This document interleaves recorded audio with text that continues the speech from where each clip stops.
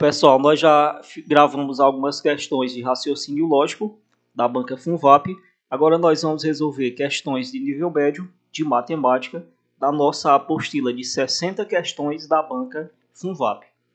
A questão 1 que nós vamos resolver hoje diz o seguinte: um triângulo com um dos seus ângulos medindo 30 graus está inscrito em uma circunferência de raio 1/2.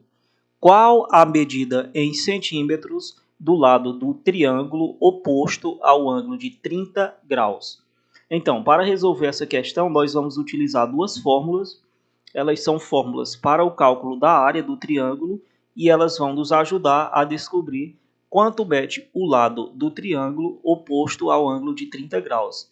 O lado oposto ao ângulo de 30 graus é o lado A. Então, nós vamos calcular esse lado A.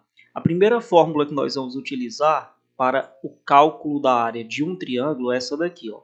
A área de um triângulo, quando você souber de dois lados e souber o ângulo que é determinado por esses dois lados, você pode calcular a área da seguinte maneira: B vezes C vezes o seno formado por esses dois lados, do ângulo formado por esses dois lados, dividido por 2. Essa é uma maneira de calcular a área de um triângulo. Outra maneira de calcular a área de um triângulo inscrito, quando a gente fala que o triângulo está inscrito em uma circunferência, ele está dentro da circunferência. A questão fala que o raio dessa circunferência é 1/2, ou seja, essa distância do centro até a circunferência, 1/2.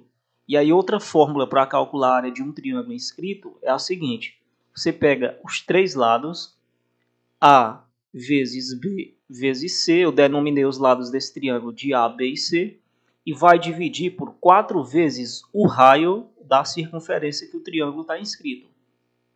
O raio dessa circunferência é 1/2, então vai ficar 4 vezes 1/2. É uma fórmula para calcular a área de um triângulo inscrito. 4 vezes 1/2, você pode simplificar aí, 4 vezes 1 é 4, e aí vai ficar 4 dividido por 2. 4 dividido por 2 é 2. Então, esse denominador, eu posso colocar ele como sendo apenas 2, porque a gente simplificou e encontrou 2. Olha, repare que essas duas equações aqui, essas duas fórmulas, elas nos dão a área de um triângulo, desse triângulo em azul que eu destaquei aqui. Então, elas são iguais, porque elas nos dão a área do mesmo triângulo. Eu posso, então, igualar uma à outra. Então, vai ficar igual B vezes C vezes 130 graus, dividido por 2. Olha, acontece que esse 2 eu posso eliminar com esse 2.